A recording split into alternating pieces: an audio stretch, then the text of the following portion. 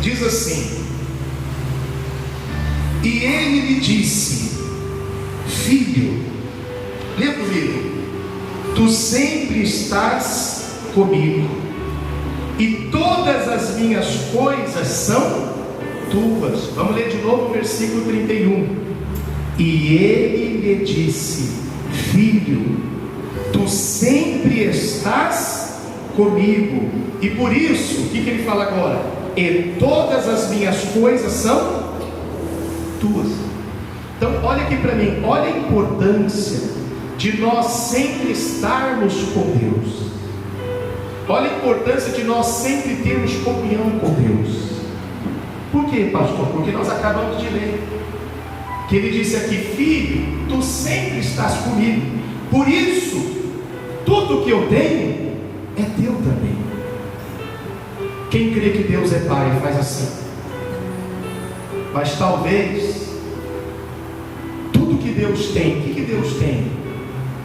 Saúde Deus tem? Sim ou não? Sim. O que Deus tem? Deus tem prosperidade? Sim ou não? Sim. Ele é o dono do ouro e da prata. Deus tem salvação? Sim, principalmente. Deus tem bênção na família? Deus é família, Deus Pai, Filho e Espírito Santo. Deus, Ele tem bênção na família? Sim ou não? Sim. Quem quer tudo isso? Faz assim. Mas então é preciso que nós venhamos estar sempre com Ele. Talvez você diz: ah, eu sou filho de Deus também. Mas talvez você, dizendo que é filho, não está desfrutando daquilo que o teu pai tem. Por exemplo, eu tenho 2 filhos. Quem tem filhos aí? Os filhos naturais. Eu tenho 2 filhos. Não estão aqui agora porque eles fazem a obra de Deus, são servos de Deus. Um está agora lá na sede com o pastor Jair na vigília, e o Bruno está lá no bairro da Saúde. Então eu tenho 2 filhos, e tudo o que eu tenho é de quem? É dos meus filhos. Eles não precisam pedir para mim para comer. Eles não precisam pedir para mim para abrir a geladeira em casa. Eles não precisam pedir para mim, porque o que eu tenho, e eu não estou pregando isso aqui, falando isso aqui agora só por causa da mensagem, não. Eu falo isso dentro de casa. Eu falo: o que é meu é de vocês. Quando um deles que dirige, um dirige, o outro ainda não. E um dia desse eu falei para eles: olha, o carro não é meu, o carro é nosso. Por quê? Porque o que é do pai é de quem? É dos filhos. Então, Deus é o nosso pai. E talvez você, sendo um filho de Deus, você não está desfrutando do que Deus tem. Talvez esse ano que você passou, de 2019, foi um ano de aperto, foi um ano de dificuldade, foi um ano talvez de enfermidade, foi um ano talvez de problema na família. Mas você diz: eu sou filho de Deus. E você é filho de Deus. Mas por que não está desfrutando? Por que não está desfrutando e não desfrutou talvez este ano de tudo que Deus tem?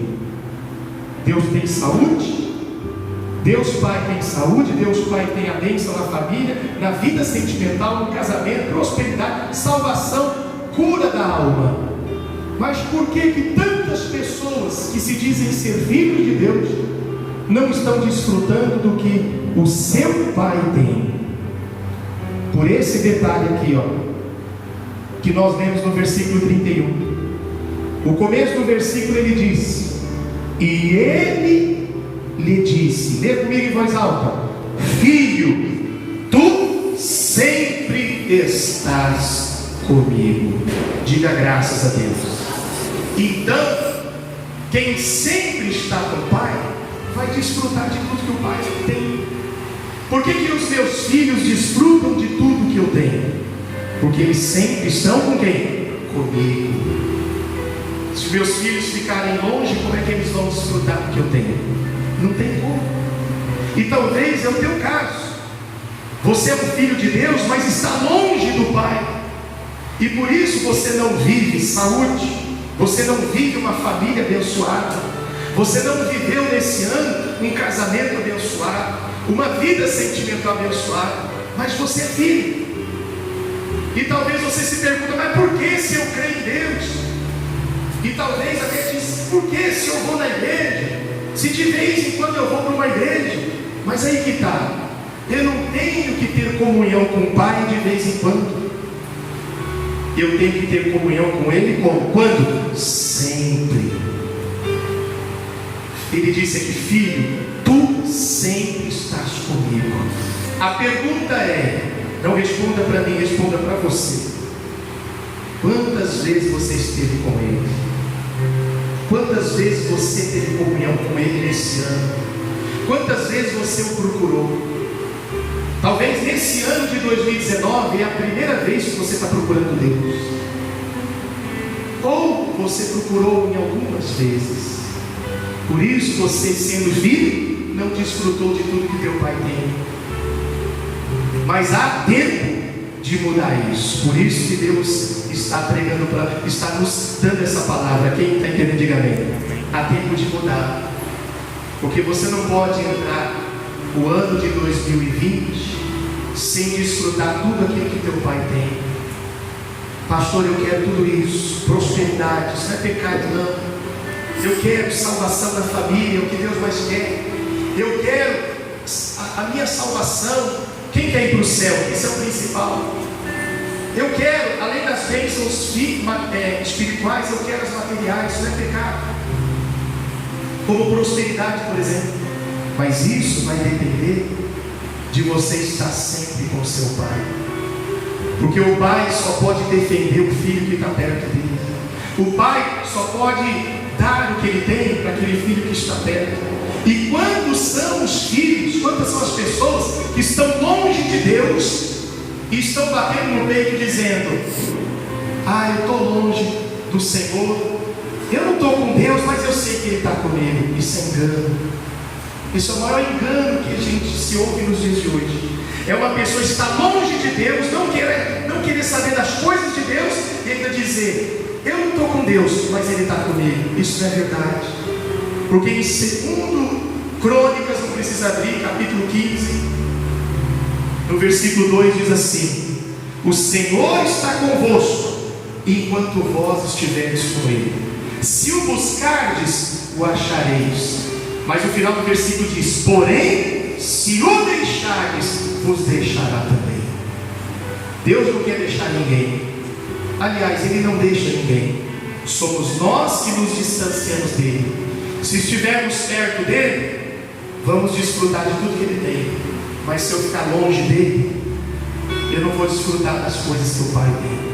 Se os meus filhos, se os meus 2 filhos ficarem longe de mim, eles não podem mais desfrutar daquilo que eu tenho. Quem entendeu? Você é filho de Deus. Você tem direito. Você tem direito. Mas se você ficar longe dele, você não vai desfrutar. E aí não adianta reclamar: que ano, 2019 vai embora logo. Como se mudar-se para o outro ano sem eu estar perto de Deus fosse resolver alguma coisa. Não.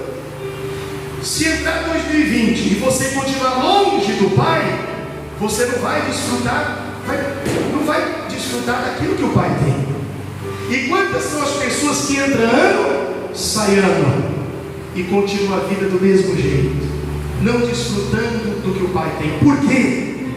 Se todo ano novo, talvez você declara: ano novo, vida nova. Mas aí o tempo vai passando, você vai percebendo que não mudou nada. E aí você começa a ficar triste. Mas por quê? Porque o Pai está falando, não sou eu, porque Ele é o meu Pai também. Amém? Mas por que isso acontece? Apesar de declarar ano novo, vida nova, e às vezes não muda. Por quê? Porque está longe do Pai. Ele disse: filho, vamos finalizar aqui para a gente orar. Versículo 31, e ele lhe disse: filho, tu sempre estás comigo, e todas as minhas coisas são tuas. Então, se você estiver sempre com o Senhor, olha aqui para mim, você vai desfrutar de tudo que Deus vai ter. Ele não vai implorar para você ficar perto. Ele não vai implorar, vai ajoelhar, por favor, volta para a igreja, por favor, não, porque o interesse é nosso.